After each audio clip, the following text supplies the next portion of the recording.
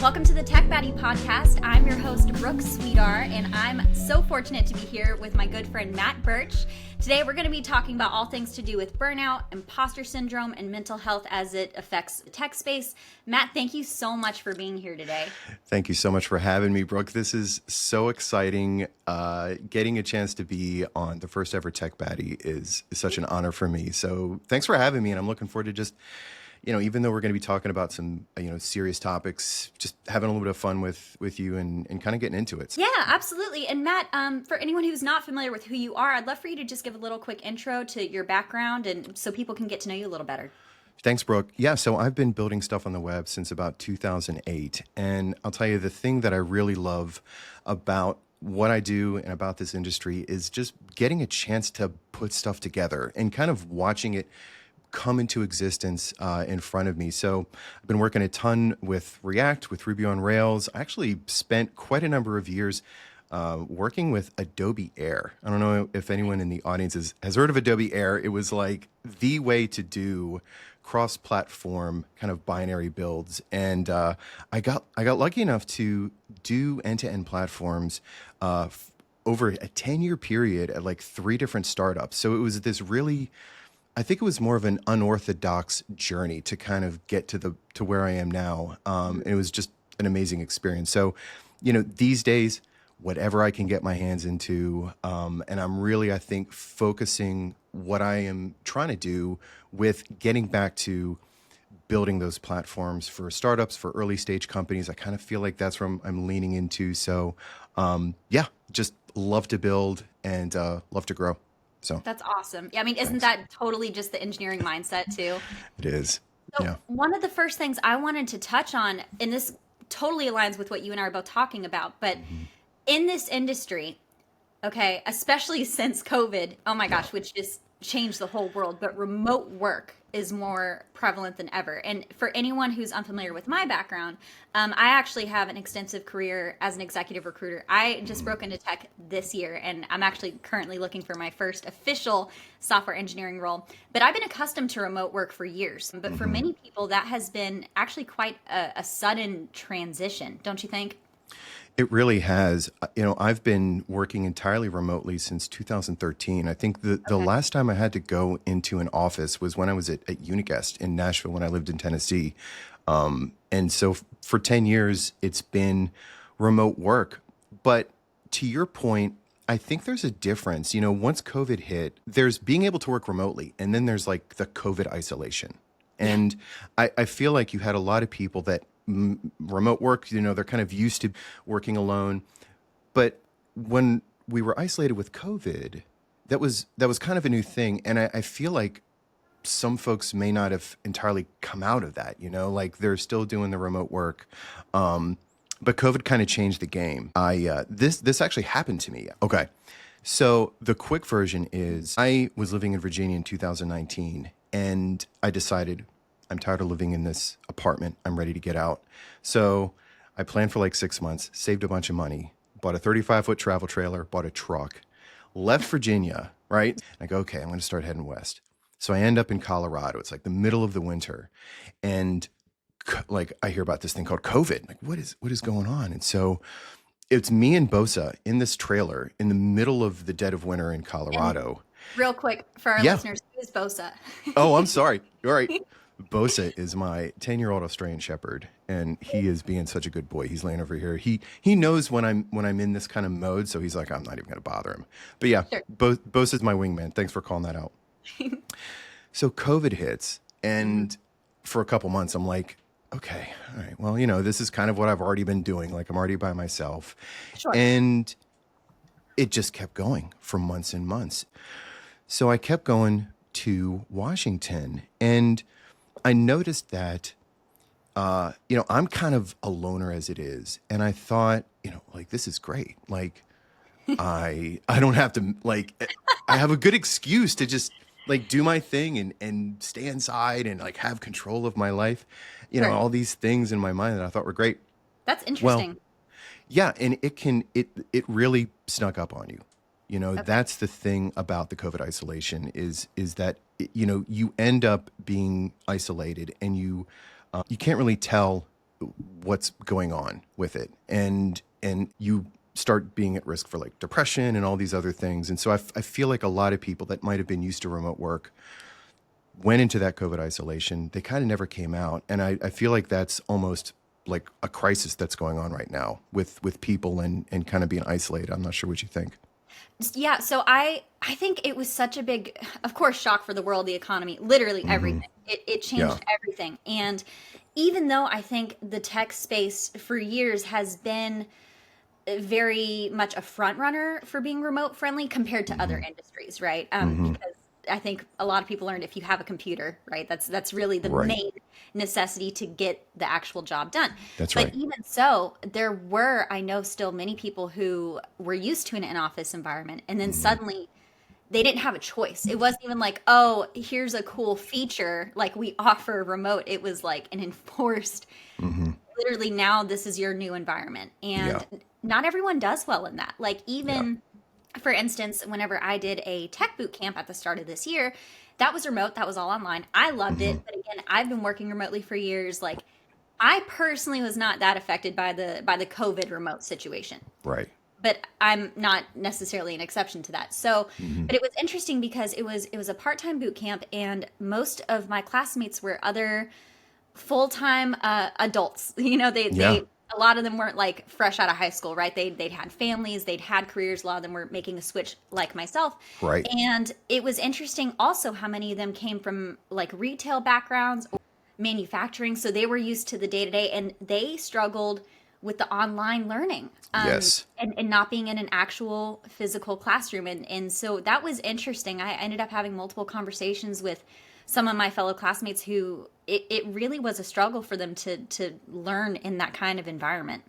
That's one of the skills that you end up picking up over the years working remotely, and especially if you're kind of a one person show is how to quickly learn things.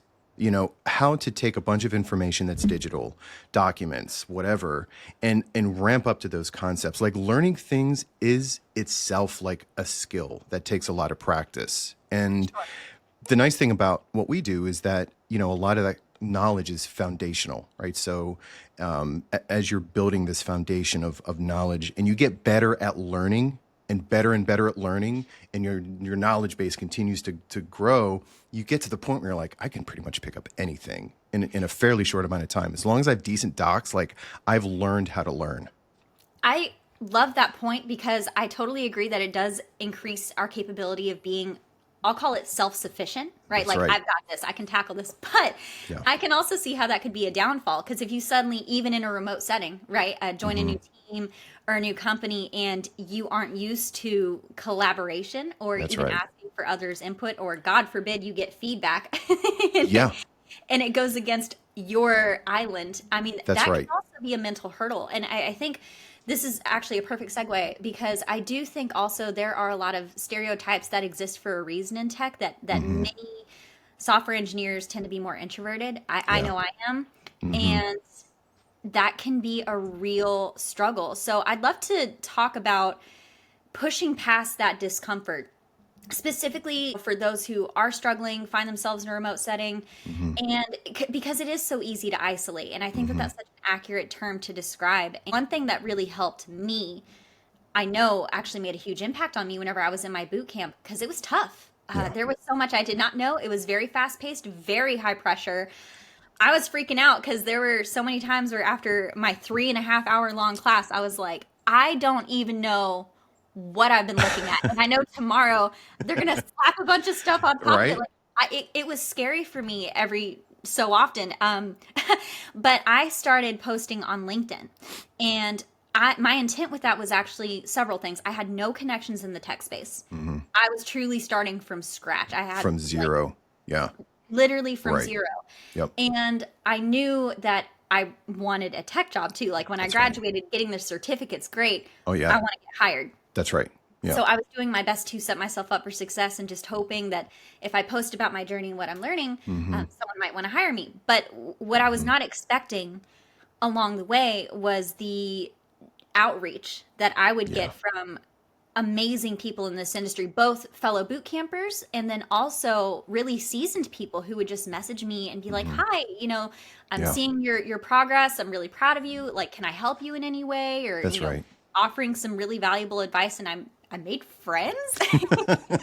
What? You weren't Like, expecting that. Yeah. was not who goes to LinkedIn to make friends? Like, that Right. was not, but that is absolutely what happened. And now I have mentors and support. And so those days when I was having such a hard time, and I absolutely had those days, Hmm. I had real human beings Yeah. that I could message and be like, this sucks. Like, this is really difficult, and the Yep. market's scary, and am I doing the right thing? Like, I could just go be a recruiter somewhere else, but like, I don't know what I'm doing.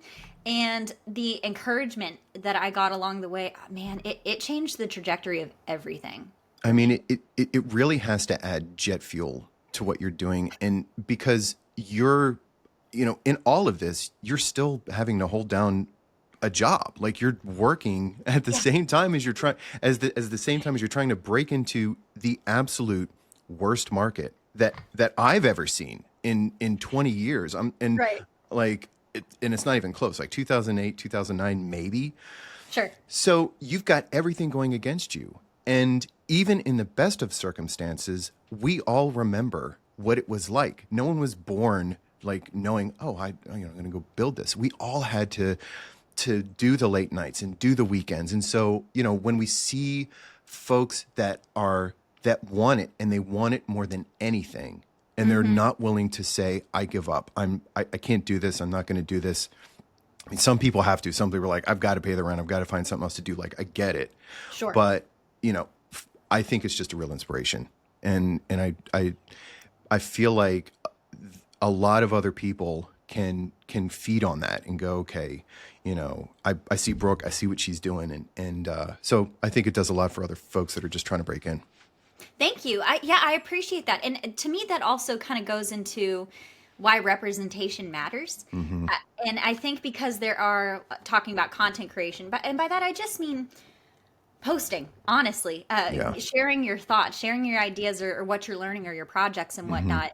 And I think there are a lot of people in the tech space that are already established doing that, and far fewer newer people. Like, and now I'm at the point where most of my messages are from other career switchers or Yeah. junior devs and whatnot. And they're like, how do I start posting and asking for advice? Because it's one thing whenever you have that authority, right? Yeah. And you have that years of You experience, have like, I can that write this, established audience. Yeah. yes, in Hmm. like 6 different languages, and I know what I'm talking about. It is so much scarier when I'm like, hey guys, I built this little calculator app. What do you think? Like, oh, it's so humbling. But I will say, Yeah. um, I was pleasantly surprised by how many kind people were like, that's great, keep going. Because also, I think it resonated with the more seasoned people. Like, I remember those days. Just like you said, like, we genuinely all start from nothing. We all have to learn the foundation, the fundamentals before we can grow. That's right. And I think, you're talking about LinkedIn and LinkedIn content. I think the other part that kind of complicates this a little bit is like I started taking LinkedIn seriously last year when I joined Making Space. I Okay. thought, okay, I've got this role now that I'm doing. I need to be more present, more visible on LinkedIn. And I up until that point had thought, okay, LinkedIn is just professional, Yeah. uptight, suit type stuff. Yeah. And it took me a long time to figure out like, okay, how does this work? And the larger picture is we're moving towards, I think, an industry that is about two things. It's about personal brands. And I think it's Hmm. going to be more startups than ever before. Yes. And your brand, and I hate using the word brand because I it's know. just Doesn't it so sound so overdone. Ugh. Oh yeah, I cliche? don't even, yeah, It's let's forget true. that. But it's like, I think of it more like LinkedIn is how you show people what is my value proposition? Like, what is it that I can offer your project, your team, your company? And that is, I think, what we're all trying to do. So, amongst all of the feelings about, getting rolling and I think there's a lot of people that are just still figuring out LinkedIn and they're figuring out how do I do this? Like, what kind of audience am I looking for? How can I use this to help me achieve my goals? I think that's complicating stuff a lot. I don't disagree. I don't disagree. And back to sort of the whole community Yeah. aspect, which, like I said, was not my intent, like Yeah. of why I started posting. But Hmm. now, I mean, the numbers are great. Like for me, let's see, it's November, almost December. I started posting at the end of February. Just again, anyone who's not familiar with my journey, I went from 183 connections and now I'm approaching 16,000 followers. Guys, It's wild. It's I so don't know. wild. I love it. I love it. I was there at the very beginning, and I was and I've just been like just watching Brooke like, and I'm like, go Brooke, okay, bye. I'm over here with my 1600, like, yay, look at me, I'm on the back of an eagle. I got 1600, but that's okay. It. I think in our industry, it's not so much about followers as it is about, and I know this sounds like super cliche, but it's about the quality of the connections, because I think we're all looking for the people that we want to work with. We're Yes. we're all trying to find, me especially, like I'm really looking for that one great client that I can partner with and go, okay, what do you want to build? Like, let's build this amazing thing. And with you, I think it's kind of the same. You're like, I don't care if I have 16,000 or 16 million followers. You're really just looking for that one connection that goes, Brooke gets it. She gets it. And I want her to come build this thing with us, Right. So You're actually pretty spot on, Matt. Like I am fortunate, by the way, that I can afford to be selective, and I always yeah. try and be very mindful, as you mentioned too. Like, listen, we need work, we have Hmm. to pay bills. It's real life, and I would Yeah. never want to take away from that. I'm currently employed. I'm very fortunate, and the truth is, I am being picky, even though I'm Hmm. technically a junior in this field. I'm not a rookie in business, and I have Right. a lot of things to bring to the table, and that does include my personal brand. But Yeah. so yes, the community is this incredible value add, and for me has actually become the most valuable thing, even though that was not the intention, and that's incredible. And one thing having that support system has helped me combat that I wanted to touch on with you, and Sure. I know is so huge in the tech space, is imposter syndrome. Yeah. And I've heard that term for years. Again, like previous career as a recruiter, I was a great recruiter. I knew what I was doing. Yep. I know how to talk to engineers, people in corporate. Like it was a Hmm. very comfortable space for me, and it Sure. also was something I did for quite a while. So I honed those Yeah. skills. Yeah. I honestly never experienced imposter syndrome until I'd say I started my boot camp, and Yeah. really felt that for the first time. I think part of it was because in this field especially, there's so much that you will never know.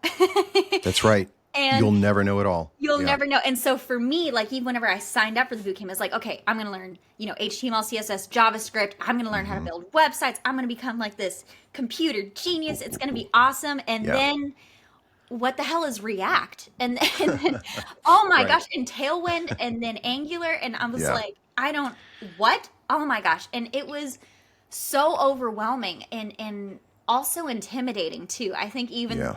the smartest of us are the most driven Yeah. people who love to learn. I mean, Yeah. it can feel like just this wall that we just Yeah. cannot get past. And one thing I've learned from all of these chats I've been having in my networking is that it's not just the newbies that experience it. It's everybody. It is. It is. And when it comes to imposter syndrome, I guess a couple thoughts that I have is the good news is the farther down the path you go, the less you experience it, because I think the thing you do to combat imposter syndrome is look at the evidence, right? Look at your path behind you and go, have I done this before? Like, is this something that I've achieved before or that I've done before? Is there evidence that I know I can do this? Because the hardest thing that I think we have to do is differentiate between what is imposter syndrome and what are signals that we need to grow, right? So like there's okay, I don't feel qualified for this and it's irrational. Like I think that's imposter syndrome. And then there's, okay, I recognize that maybe there's some things I haven't done before. Hmm. And I think those are more about signals of growth to go, okay, maybe this is there's a topic about here I need to learn a little bit more about. So again, I would say with imposter syndrome, the more you can look at the hard evidence, for example, when you get, when someone first gets hired and they're starting their job and they go, I don't think I'm qualified for this. Well, the people looked at your resume, they interviewed you, they heard all about you, they hired you. So yeah, you're absolutely qualified. Like there's a good chance you can do this. Like, look, look at your skills and go, okay, well, maybe I could brush up on this, but go into it with confidence and go, there's a reason that I'm here. Take that with you. I think that'll help a lot. That's beautiful. Thanks. I love the look at the evidence too. That's Yeah. a bar right there, Matt. That's fantastic. And Thanks. also one thing I think goes hand in hand too, again, just with the constant innovation that's always happening, which is fantastic. I mean, there are people, as you mentioned earlier, I agree with you that I do think it is the climate for more startups than ever. And that's Yeah. very exciting because tech engineers, really good ones, they love to solve problems. That's right. And Yeah. the continuous learning is just part of the gig. If you're not into that, you should go do something else. And that's right. fine. It's 100%. it's Yeah. not for everybody, and that's okay. But one thing too that I also think goes hand in hand and is very common is struggling with burnout. Yeah. And that is such a serious issue. Like my boot camp pushed me so close to the brink because, again, fully employed too, and then doing all this stuff on LinkedIn, networking, building my own brand, suddenly finding myself doing these collabs and all this other stuff that I genuinely was not expecting, and it felt like was thrust upon me, and it was all Yeah. good stuff, but it was still stressing me out. And Right. then also now I had suddenly a few thousand people watching me, and I was like, Yeah. oh my God, if I fail this boot camp, I actually have an audience. Like, it's one thing if it's Yeah. just me, I can deal with that, but like, I Yeah. can't let these people down. And it became Yeah. this crazy pressure. And it was, oh my gosh. So like, that was just 6 months of no life for me. It was, Yeah. for me, it was worth it. I did Yeah. it. I'm very proud of myself. But it would not have been sustainable long term. I didn't think about the pressure from this audience that you had kind of gotten. And like you said, you weren't coming into this going, I'm going to have the world's biggest audience. You went into this going, I'm going to share my journey and build in public, and whatever happens, happens. Right. And everyone was like, wow. So, that's a great point. I didn't think about the kind of pressure that would put on you. Every time we talk about burnout, I kind of feel like we have to talk about the term hustle, right? Yeah. Yeah. Because they're so closely related. And I have kind of controversial views on this. And my controversial view is I think we should be careful about demonizing the idea of hustling or the term hustle just for the sake of the term. Okay. Because here's kind of the thing. I feel like hustling is a deliberate choice. It's people that have gone, I have goals that I've set. I have things that I either need to achieve or that I just want to, and I understand the trade-offs that I'm taking on, but I want to pursue these things or whatever it is I need to do. And on LinkedIn you'll see a lot about hustle bros and work-life balance, and the reason I say it's controversial is because for a lot of people that balance is essential. It's essential so you don't damage the things in your life that you care about. For other people, hustle's a way of life. Right. Like I will be the first to raise my hand there. Like I have I'm right yeah. behind you. Seriously, I Right. get it. Yeah, I have these two stealth startups that I'm trying to get off the ground. I'm always on the market for gig work. Like I've got a lot going on, but these are all deliberate choices because I've decided like, hey, if I can push it for a year and have a chance to have a little bit more freedom, like that's a sacrifice I'm willing to make. That's a trade-off that I'm willing to be aware of. So I don't know if you wanted to talk any more about that. I know that's not quite burnout. I have a couple more thoughts about burnout, but any thoughts about hustle or the hustle culture? That's such a great point that I'm so glad you brought up because Yeah. yes, so that resonates with me deeply. Like I knew I wanted a career change. Also, like I don't have a formal degree.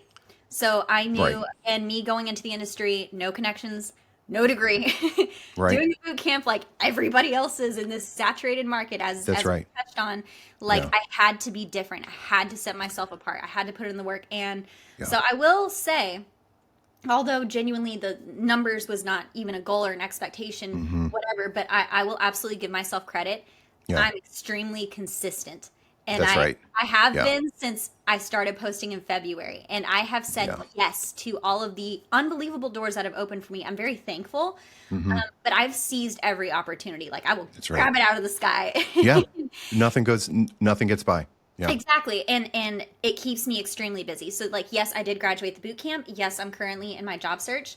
I really am still as busy. I just don't have quite as many deadlines, right? To like finish Right. a homework assignment. So Right. that pressure doesn't exist, but like I'm on people's YouTube channels now. I do typically at least one LinkedIn Live a week, and I have, oh my God, my DMs. If anyone's listening and you're waiting on me to reply, I'm so sorry. I'm a one man band. Like I don't use. It's true. I Yep. don't use ghostwriters. I don't use bots. There are people who do Good. whatever. Good. But Yeah. thank you. But Round of applause, right? I've also worked so hard to build my brand, and every post I write is absolutely my voice. And I do think that that's part of why it's done well and people resonate with it, because it's so personal. And the thought Yeah. of ever offhanding that or having someone else like pretend to be like just a personal thing. Like I could not do it. I could not handle it. So Yeah. it's a lot of work, but it's also a huge privilege. Like I'm so thankful for the support and the attention that I've earned and that I've gained over these past few months. I do not take it lightly, and for me, I also view it as a long-term investment in my future career too. Like Yeah. those relationships that I've established now, I intend to nurture for years to come. That's And right. it's also led to me gaining the confidence to start this podcast, because I found Yeah. myself, to be honest, Matt, having so many behind closed doors conversations and coffee chats with brilliant people who were Yeah. fun and doing interesting things. And Yeah. then, and I will never name any names, but there are times whenever I go on LinkedIn and people are doing a live and I'm like, guys, it's so painful. And these people are intelligent. It's not that they aren't Yeah. providing value, Yeah. but tech can be so technical and dry. And I was like, I want to bring Yeah. people's stories to light Yeah. while also addressing the real issues that people are facing in this industry. Because at the end of the day, the tech is important, but it's the people behind it that Yeah. are more important. And that's what matters. That, when you're talking about those feelings of payoff from the community, I think that that's a great that dovetails nicely with the idea of burnout, because burnout is not, in my view, it's not about the hours worked. Right. It is about when you're grinding and you're not seeing the results. Yes. So, Totally. when you were talking about the pressure of feeling, having all these eyes on you while you're spending all this time, nights and weekends, working on this thing that's brand new. And so, whether you worked a short amount of time or a long amount of time, I think typically burnout is, long hours are almost always related to it. But the thing that I think causes, because like I have had meltdowns a couple of times in my career, especially with startups, right? Like, those times where, there was a situation at my last gig. I was getting ready to move. I had this move coming up. We had this big release coming up. And with me, I was just like, I'm strong enough. I can do this. I can get through it. And it ended up with me like I'm home alone. I'm bursting into tears. I'm like, I have all these boxes around me. I'm like pacing around my house, like having this kind of mental breakdown. And it was a traumatic time. And like my team was great. And I'm like, what do you need? It was kind of an awful experience. And when I think of burnout, that's what I think. I think you've got all this pressure and you keep pushing, and it's like the pressure never eases up. And so maybe the process is broken on your team.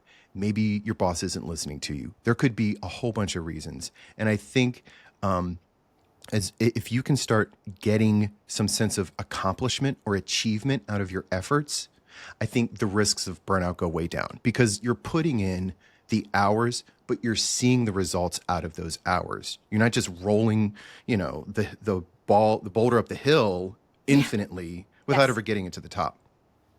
Yes. Oh my gosh. I love the Sisyphus reference, by the way. Yeah. That's fantastic. But totally agree. And one thing, this might even sound maybe cheesy, but it's something that worked for me during my boot camp. Not only just because I was like, I can't fail because now people are paying attention and it's not just Right. me, but I genuinely would set rewards for myself when I completed a project on time Yeah. or Yeah. did something. And like, I don't know, I guess I'm like a little lab rat because I'm very food motivated and video game motivated. Everything except the Pop Rocks Oreos, though. Oh, Like, that is a war crime. No one knows what I'm talking about. Surf through my LinkedIn. I tried Oreos. It was terrible. I'm Point going to try those. Yeah, anyway. Yeah. No, it's fine. I went through 4 technical interviews in my boot Yeah. camp. They were huge landmarks, and they were so much of my grade. And Hmm. I was so afraid of them because, oh my God, it felt like I've never felt more like I was in a horror movie either, because all of my classes were done through Zoom, right? And so Right. you can have those breakout rooms, and all of a sudden, a teacher, like you'd be working with your classmates and talking, having a good time, and then you'd suddenly just get sucked into a breakout room with no warning. And next thing you know, you're looking at your teacher, and it's Yeah. time for your interview. And oh my Oh gosh, my gosh. it was No so warning. intimidating. No Oh my warning. goodness. You Oh my knew it gosh. was going to Yeah. be you, or like you'd be in the group and one of your classmates would just disappear, and you're like, Matt's gone. They got Matt. Like, They it was, got him. Yeah.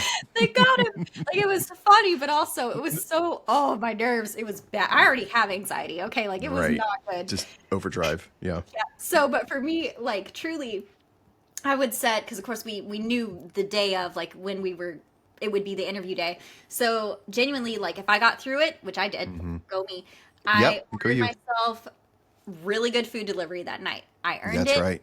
Even if it sucked, even if I did poorly, like, I was like, I'm going to show up to class and do my Yeah. best, get Yeah. through it. And then, so genuinely, Yeah. it helped. Like, I had something to look Hmm. forward to as I decompressed and then got ready for the next day. Yeah.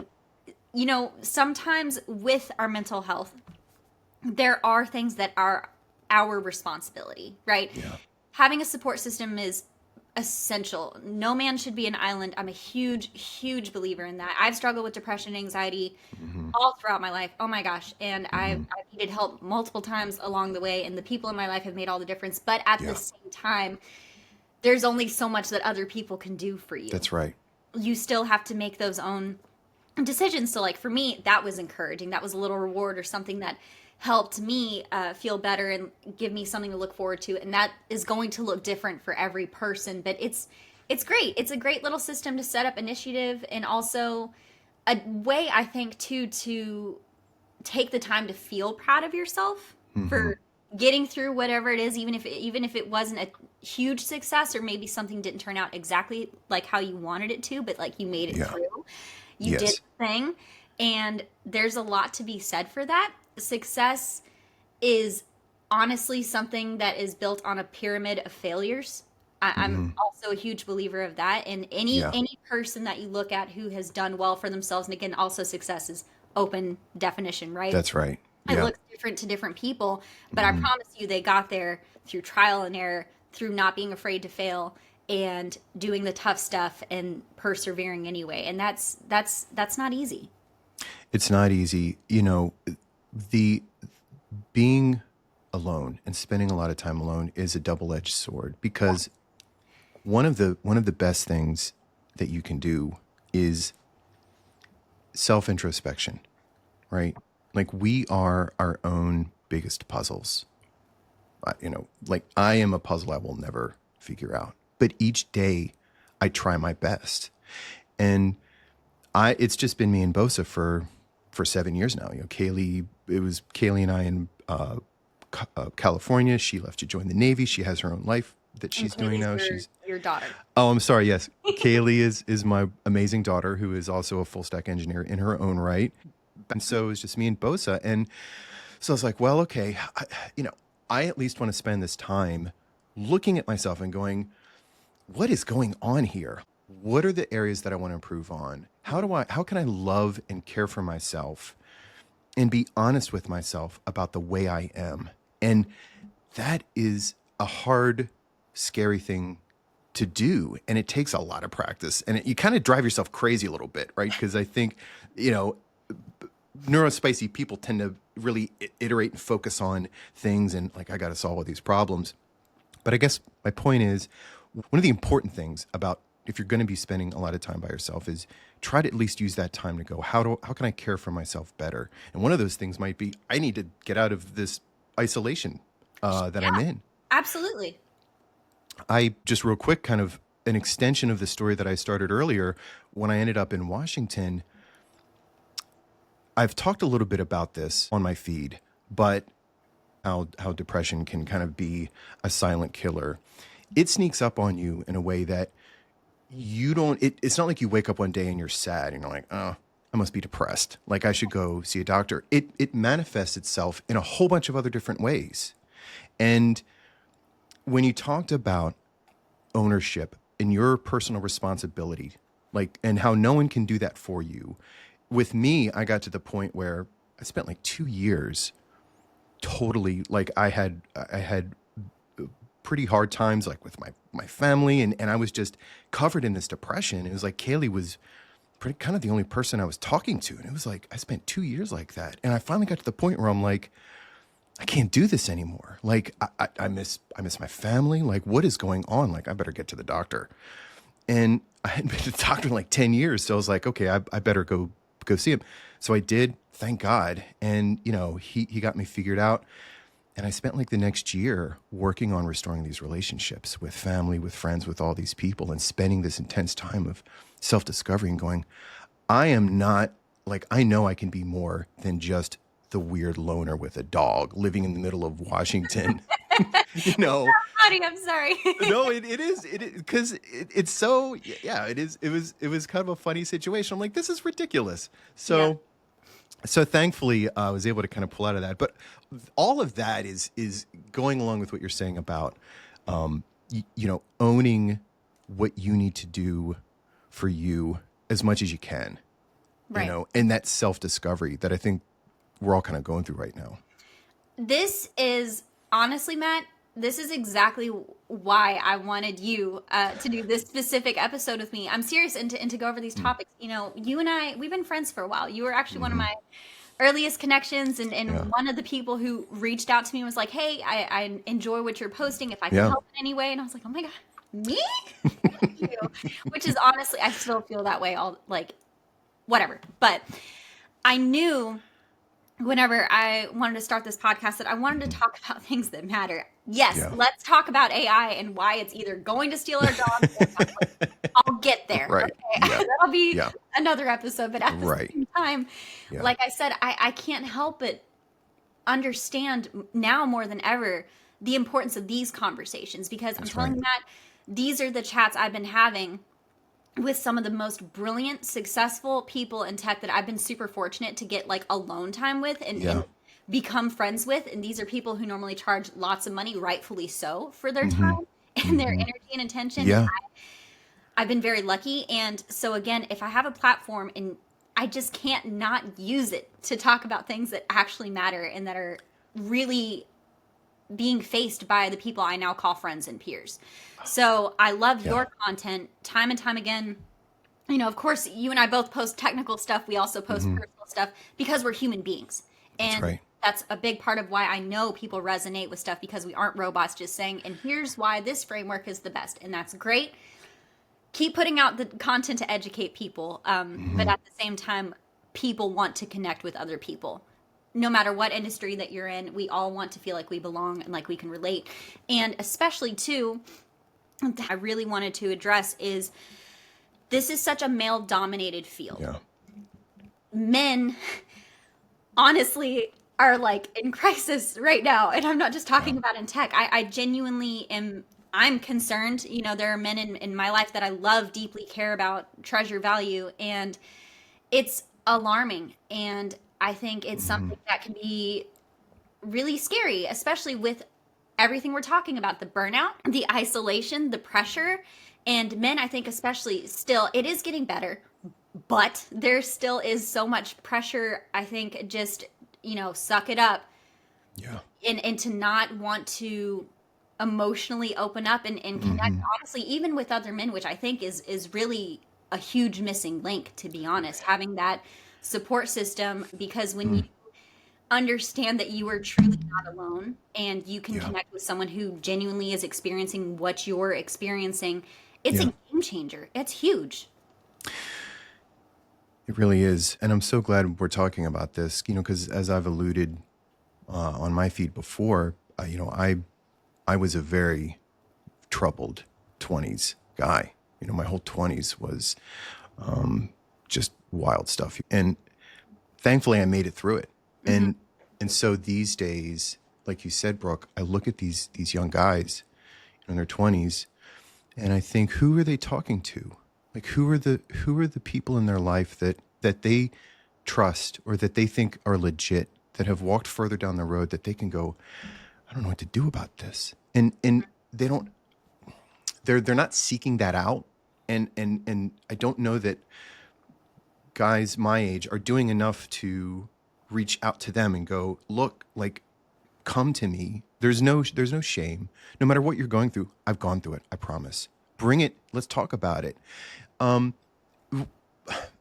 And like you mentioned with tech, it's even worse because it's like, it's all about self-sufficiency, right? Everything about engineering is, this individual achievement. And that feeds a lot into, I think, the male expectations of handling it alone. Like, as I mentioned even before with me, it's like, I have internal fortitude. I can get through this. Like, I don't need anyone. I am a rock. And you hype yourself up.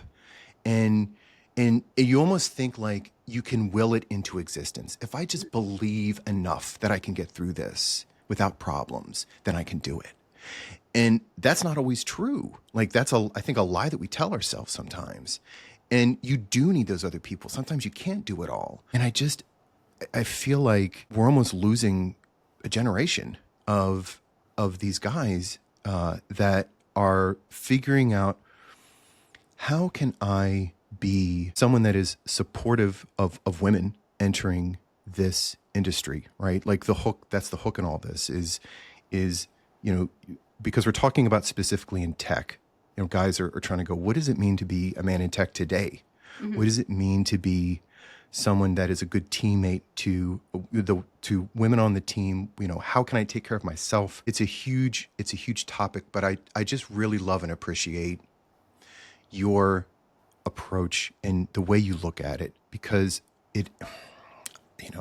I see those posts about what women on LinkedIn and elsewhere have to tolerate and go through every single day. And I don't know what I would do. I mean, like I hear from Kaylee, like I don't know, I would lose it if I had to go deal with half of the things that almost every woman on LinkedIn has to deal with. I would absolutely lose it. So I know, like, we're human beings. It's hard sometimes to work up a lot of sympathy for the young bucks. Like, I get it. I'm realistic about that. And I think that's our challenge, is to go, okay, look, we need to hold these guys accountable, mm-hmm. right? Hold them accountable to what they say. Hold them accountable to their actions on LinkedIn, on our teams. But at the same time, keep an eye, let's make sure they're doing okay though too. Yeah, because and that's a hard thing. There, where is this manifesting from? Is right. I think a huge part of it. Absolutely. Yeah. Well, where it's manifesting from is a good question. I wanted to, I guess, name drop real quick. I just started following this guy. I think his name is Scott Galloway. Okay. And Scott is all about realistic kind of views on, like, we can't let guys just do what they want and get away with things, but let's look at some of the real world issues that are going on and go, how can we be sure that our young men are mentally and emotionally healthy? Because that ends up working out great. The healthier that from a mental and emotional standpoint that young men can be, the better their behavior on LinkedIn, the better their behavior on teams. Like, mm-hmm. we all benefit from that. Absolutely. Yeah. 100%. No, I couldn't agree more. And mm-hmm. and that's another struggle too, working in a very male dominated space. So it's interesting because my transition into tech, again, a very, very heavily male dominated space, but my recruiting career also was too, because I have worked recruiting in US manufacturing. So mm-hmm. I'm accustomed to working with engineers. They just weren't in tech. They were the guys in the factories, right? That's right. Yep. And very intelligent, sometimes a lot of ego. I'm not mm-hmm. trying to blanket statement everyone. I'm just talking about my actual real life 10 years of experience. Okay. That's right. Okay, buddy. Okay. Right. The point is, I'm used to it, right? Yeah. And the thing is, too, I understand how intimidating it is to consider entering a male-dominated field. And it was interesting because a lot of, again, great behind closed doors conversations that I hope to bring here on the podcast in the future are with other women engineers who maybe are career switchers who were teachers, right? Yep. A lot of social workers. Point is, a lot more female-friendly spaces. And suddenly being surrounded, especially a lot of times when you find yourself being the only woman, or one of two, maybe, and the other woman is the HR manager. That's right. Yeah. you know? And the dynamics are just strange. So I feel Yeah. like for me, it was a little bit less difficult, again, only because I come from not too different of a background. Right. And I've Right. learned how to navigate those conversations. Like at this point, I feel like I can talk to anybody. That's right. And I'm thankful for those skills. Yeah. But it's just a totally different dynamic. And I love having these conversations specifically with other men who Hmm. are mindful and have been so welcoming and supportive. And honestly, like Matt, there have been a couple of times where on my posts where I'm posting about anything, something, and one of them sneaks through Yeah. and leaves a comment, and you're like, "Bro, get that out of here." And I'm like, "Thanks, Yeah. Matt." It's just, I appreciate it. I'm just trying to talk about looking for a job, man. I know. I'm like totally white knighting it, but I'm like, I don't care, man. Get out of here. Get It's out of here with nice. that. It's Yeah. nice, but Oh, it good. does go back to that that accountability. Part of that is accountability both on the women's side and speaking up about treatment that is not okay, That's right. or experiences that are not all right, and that can be very scary whenever you are the only woman in that space or on that team, and that's a different sort of thing to deal with. And I appreciate the few times, because I don't do this often because I have other things to talk about, and the truth Hmm. is that, like, any woman that exists online, I don't care what platform you're at, whatever, if you're going to be any sort of, I'll call it, public figure, you're Hmm. going to get nasty messages. That's right. I ignore Yeah. them. I'm at the point where I don't love it. Okay, to Yeah. clarify, please don't. But Right. it's like, this person isn't paying my bills. It doesn't matter. I have to Yeah. move on with my life. That's really Hmm. unfortunate. But Yeah. at the same time, I have taken the time to make a couple of posts about it because it does need to be Yeah. talked about, just It because does. I'm used to it. Yeah. And so are millions of other women on a day-to-day basis. Does not mean it shouldn't be addressed. And Yeah. every time I make a post like that, I get a flood of messages from women saying, just thank you for saying something. Like Yeah. it's really nice to see attention being brought to it, Hmm. in the right way, by the way. Yeah. That's also a difficult thing to balance, because Yeah. the last thing I want to do, first of all, is alienate let's say, out of 16,000 followers, 15 and a half of them are men. Hmm. That's just the reality of the situation. And Yeah. the truth is that 90+% of my experiences have been nothing but fantastic. And Yeah. I'm so fortunate to call, oh my God, some of just the smartest, coolest guys, my friends and mentors. And I would be honored to work with any of them. And Yeah. I'm in their corner. And so Yeah. I Yeah. never want to come across the wrong way. And that's a weird sort of tightrope to walk, just as a woman in this space. It is there. I mean, we could talk for so long just about the difficulty of that tightrope. Yeah. And I love hearing about it because, as a man, I don't have that personal experience with it, but I can imagine. I'm like, you're in this industry, like you said, 90% of the people that you're connected with are guys, and then you're getting these awful DMs, and you're like, how do I call this out without sounding like, this casual misandry? Like, how can I call this out and go, Right. yo, this behavior itself needs to stop. Like, if you know someone that's acting like this, like, hold them to account, and that's hard to do. One other quick thought about an interesting point of view from the guy's side. Let's say that a woman was just hired on the team and you think to yourself, okay, what is it that this person needs? One mistake that guys can make is take it too far on the allyship angle. Like it's almost sometimes we can go, okay, women have these headwinds going against them. They have all, they need as much support and help as we can give them. Like, let's go and help them be everything they can be. And you almost end up infantilizing them. You almost get to the point where, you're like, here, let me help you with this. Let me do this. Let me guide you and hold your hand, you little baby bird. That's right. Yes. Yeah. And I think, like, everyone in this situation knows, they know, okay, well, this is coming from a good place, but this is not helpful. Like, this is not, you're not doing any favors for my self-esteem or importantly, how the other team members perceive me. I think the best thing, in my opinion, that we can do, if you're like all about allyship and what can I do, Mhm. just be cognizant of the environment that exists for the women on your team. Is it one where they are viewed as a capable and equal team member who is looking for opportunities to add little feathers to the cap of their resume. Like if you're in management, if you're fortunate enough to be in a position where you can impact the career of a woman in tech, I think it's all about figuring out what stretches them a little bit past their comfort level, especially if they're all about it. They're like, look, I really want to challenge myself, Sure. and give them opportunities to knock it out of the park. Because as it is, when you're a woman and you're being evaluated for a technical job, we agree you already are at a slight uphill. So any one of us that can impact that, let's put as many little feathers in your cap as we can. Let's go, rewrite this test stack, come to this other solution, and that's the best thing I think you could do, is just keep giving those great projects and giving them a chance to go, look, I am completely capable. My gender has nothing to do with my ability to write code. So I guess that is just to say, for anyone listening, do not ever underestimate the women on your team. I promise. A lot of them will code circles around you. So give them opportunities to shine. Put that in front of them. Yeah, I think honestly, again, just female perspective here, I think really one of the biggest challenges that we face in any space is feeling like we have to work harder to be taken seriously. Yeah. To me, it's not even so much about like avoiding the maybe perhaps unwanted attention or what. Yeah. And that I really do think a lot of women would agree with me and would resonate with, is feeling like we even have to go the extra mile to prove that we're more technical.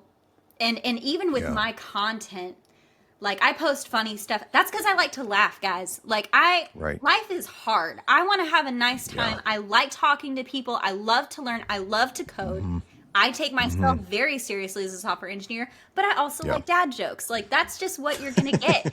And I can't tell you how many times I've had people, and to be honest, like men who mean well. And I know in their minds they mean well, and they're like, Brooke, maybe you should tone it down. Like maybe you might not be taken as seriously. And you know what? That's probably true. I've been very vocal about my job search, and I'm sure that there have been some hiring authorities who've seen my stuff and been like, this girl's silly. And you know what? We probably wouldn't get along. You would not. It would be be a bad match. That's right. And that's it would probably end poorly. Yeah, that's part of me being picky in my job search. Culture fit is incredibly important. And I promise you, I will deliver the results, but I'm going to have a good time while doing it. That's just, you're getting both. Buy one, get one. That's right. It's about finding that great match. There's enough folks out there that are looking for the same thing, and connecting with them in a relationship, a work relationship that'll be fruitful. Ideally as much as we can. What's interesting, Matt, talking about that specifically, as we wrap this up, I was reading about business partnerships and how the rate of success and longevity with business partnerships far exceeds the success rates of the average marriage. Okay. Like it's unbelievable. So who you choose to do business with, you should take very seriously. It's an investment of your time, your skills. Of course, the money matters, but the doors it can open and the trajectory it can set you upon. And honestly, all of this ties into connecting with other people. Yes, the main focal of this is the mental health, but I'm telling you, when you surround yourself with a support system of not just yes men, by the way, right? Or people who are going to be overly cynical, you also need to pay attention. Like, are those voices around you constantly tearing you down or talking about how terrible everything is? You need to reevaluate. And that goes into your advocacy for yourself. Those are the decisions that you make, who you choose to surround yourself with or not. And it can change everything. It really can. It really can. I love it. I think you summed it up perfect. I have nothing else to add. I think that's amazing. Yeah, no worries. Spot on. Absolutely. Well, Matt, this was honestly so much fun. I think you did such a fantastic job of going through these much more serious topics that need to be addressed, and just the realities that I know so many of our peers are facing. And just thank you so much for hashing it out with me on a human level. And I'm so honored that you were my first guest. Like, thank you so much. Thank you so much, Brooke. Without being too corny, the honor is all mine. Getting a chance to come in here and talk with you, and just get a chance to be honest And like you said, talk about the real issues. Like you can go and find a million podcasts of people that talk about the same crap that we see on LinkedIn all the time. But, getting into it and going, all right, what are some real struggles that we're talking about with not just with tech, but with everything going on in the world right now? And like everything feels like it's on fire. So how do we get through? Yeah. Like how are we all getting through this time together? I think there's a lot of conversations there. And thank you so much for having me. It's just been a super joy. Absolutely. And Matt, you're such a multifaceted person. You got badass software engineering skills. You're a dog dad. You're an actual dad. And all these cool things. You're also a huge mental health advocate, which I'm so honored to call you my friend, but also one of your coolest newer endeavors has been into the voice acting realm of things. Do you want to touch on that a little bit? Sure. I will touch briefly on it. And, it started so strong and I am undeterred. I have not had a lot of time for the last couple months. I found myself as a co-founder in like 2 stealth startups, like on paper, like it's bank accounts, like we're doing the whole thing. I'll say one of them is Hum Crush. It's an app called Hum Crush. You can find them on LinkedIn. And all I'll say about it is it's for people that love music. We're going to be building something that makes you love it even more. And there's going to be a lot more that's going to come out of that. But the voiceover stuff is that touches more of like my creative. I think that's my creative thing. And so I'm just starting out. I'm totally new to it. But anyone that wants to take a chance on a rookie in the industry, I would love to talk to you and talk about your project. And I guess while I'm on my little ad, if you're a startup or a small team especially, and you would like to have a full stack platform, someone to partner with you and build that for you, I would love to talk with you about that. So that's kind of, like I said, I'm looking for that one magic client that I can really partner with and go, okay, let's do something really awesome. Thanks, Brooke. That is so cool. And Matt, I gotta say, I'm a little bit self-serving that I also chose someone with a really nice voice to be my first thank guest. you. Thanks. So people stay and hang out and be like, wow, who's this guy? No, but also it's so cool whenever I did my open work announcement, partnered with this amazing producer, Dominic Watts. I'm going to link him just because he's a genius. He is, he's amazing. Fantastic so over good. in the UK, but he knows what he's doing. Okay. And really he helped does. me put together just the most badass open to work movie trailer for myself. What? And then after that was released, my good friend Matt, oh my gosh, did the coolest voiceover, actually making me feel like a for real star. And I like, you took it to a whole other level. It was beautiful. It was so well done. And I will absolutely drop the link to that in the description of this podcast, because honestly, I just want more people to watch it because it's really, really cool. Thank you. Yeah. Thank you so much for that. It was so much fun. So you were so gracious. You're like, oh my God, this is amazing. I actually ended up posting that on my kind of baby website, fullstackvoxvox.com. That's in the voice samples. I actually posted that video there. So that's another place you can check it out. But thanks for like being willing to use that, Brooke. It was so much fun for me to do. And I'm so glad you liked it. So thanks for that. Yeah. It's awesome. Anyone, by the way, that has seen it, like I still get messages and people go to my profile and they're like, what is this? Awesome. This is so cool because it's different, stands out. But anyway, so Matt, thank you so much again, my friend, for taking the time. Being my first guest is an honor. Yay. I think it went really well. I can't wait to see more Tech Baddie episodes. Oh my gosh, this is going to be like my favorite podcast ever. So thanks so much, Brooke. Coming soon.